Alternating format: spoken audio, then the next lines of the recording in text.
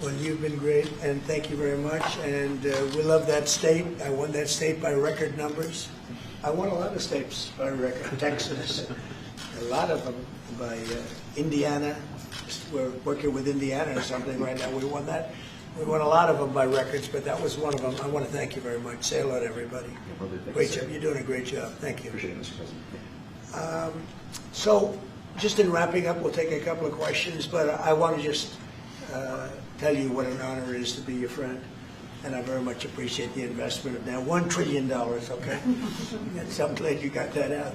I didn't want to be the one to tell them, but that's great news. You keep increasing, Mr. President. I know. Each time the opportunities are just increasing more and more. Well, the opportunities, we're doing better. If even if you look back 6 months ago, I mean, now all of a sudden you feel even better. So, and I think we're only going to go in one way. Does anybody have any questions? Mr. President, have you approved the export licenses for advanced chips to Saudi Arabia? The export licenses? We are working on that. We're negotiating that right now. Marco, do you want to talk about that, or Scott? Okay, well, I mean, that's part of what we may have announcements on that later today. But that's what we've been working on is the mechanics by which something like that can be achieved, and it's part of the broader process, part of this broader engagement and cooperation between our two countries. Certain levels of chips. Yeah. And for the Crown Prince, Your Royal Highness, you're talking about $1 trillion in investment. Could the kingdom continue to do that with oil prices in the mid-60s? Yeah, we are not creating a fake opportunities to, please America, please President Trump. It's real opportunities.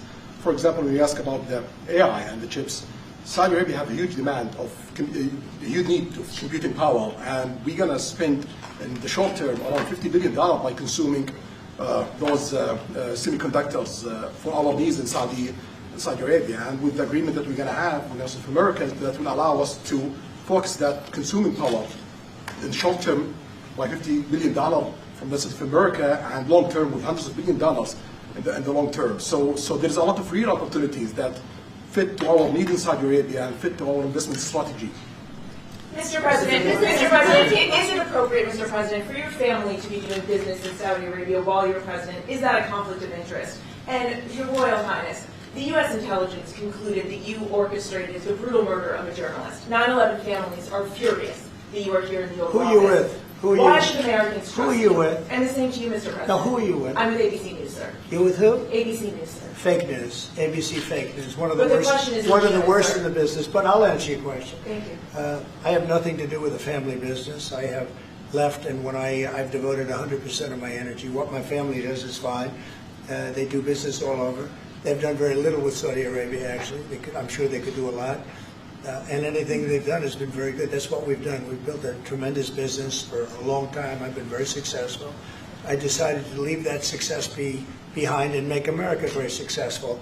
And I've made America more successful by far than it ever was, and that it ever could have been no matter who was president. There would be nobody bringing in $21 trillion, that I can tell you right now.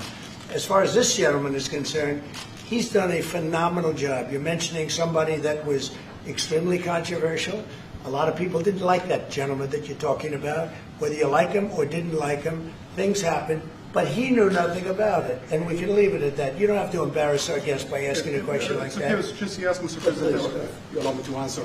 I feel painful about the families of 9/11 in America, but we have to focus on reality. Reality based on CIA documents and based on a lot of documents that Osama bin Laden used Saudi people at that event for one main purpose, is to destroy this relation, to destroy the American-Saudi relation. That's the purpose of 9/11.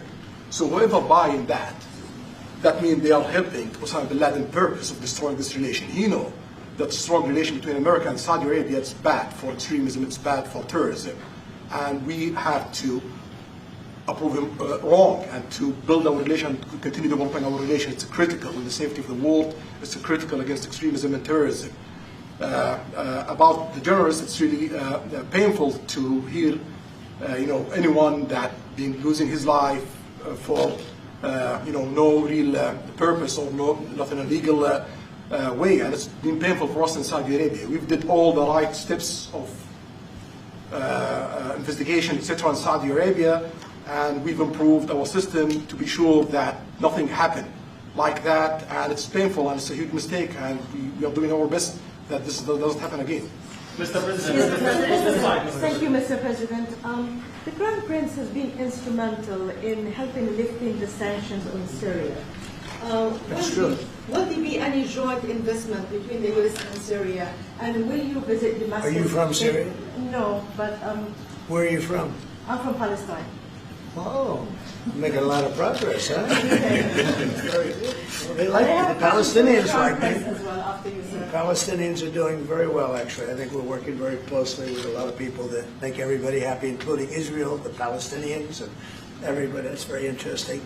No, I think that I will tell you, the Crown Prince called me, and he specifically asked me if I would lift the sanctions on Syria, because he wants to see Syria make it.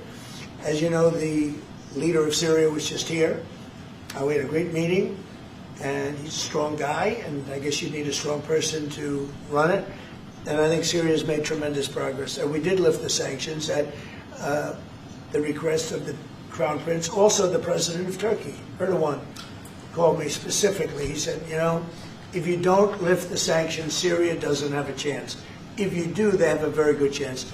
And between the two of them and some others, I lifted the sanctions. And the results so far have been pretty good. Can I ask you a question about the F-35s that are being sold to Saudi Arabia? Are these the same ones that are being used by the Israeli military? And if so, how does that allow for the qualitative military edge for Israel? And then I want to ask you, because you brought up the plight of the Palestinians, are you aware of relocation flights to South Africa that are taking place right now? Which flights? There are relocation flights that are taking place. Some Palestinians are being charged up to $2,000 I'm not a going to seat. South Africa for the G20 because I think their policies on the extermination of people are unacceptable. So I'm not going. So I won't refer to anything having to do with South Africa. South Africa has behaved extremely badly. But I will say that when you look at the F-35 and you're asking me, is it the same? I think it's going to be pretty similar. Yeah. How will that This affect- is a great ally, and Israel's a great ally. And I know they'd like you to get planes of reduced caliber. I don't think that makes you too happy. They've been a great ally. Israel's been a great ally. And we're looking at that exactly right now. But as far as I'm concerned, I think they are both at a level where they should get top of the line. Yes, please. Can I just ask for the Crown Prince? If I could just ask about the direct talks between U.S. It's all right. Steve, one second. Go ahead. Have you reached an agreement on a U.S.-Saudi defense treaty today? And are you going to bring up the Abraham Accords in your discussion? I already brought them up. What did you say? I think I got a positive response. Would you like to respond? Yeah, so put you on the spot. yeah, so definitely we believe having a good relation with all Middle Eastern countries is a good thing, and we want to be part of the Abraham Accord, but we want also to be sure that we secure a clear path of two-state solution. And today we have a healthy discussion with Mr. President that we're going to work on that to be sure that we can prepare the right situation as soon as possible to have that. I think we're, I don't want to use the word commitment, but we've had a very good talk on the Abraham Accords. We talked about one state, two state. We talked about a lot of things in a short period of time. We'll be discussing it further, too. But I think you have a very good feeling toward the Abraham Accords. Yes, definitely, Mr. President. We want peace for the Israelis. We want peace for the Palestinians. We want them to coexist peacefully in the region. And we will do our best to reach that day. And the defense agreement, have you reached an agreement on that? We pretty much have. Question for the Crown Prince, if I could just finish. We have reached agreement on that.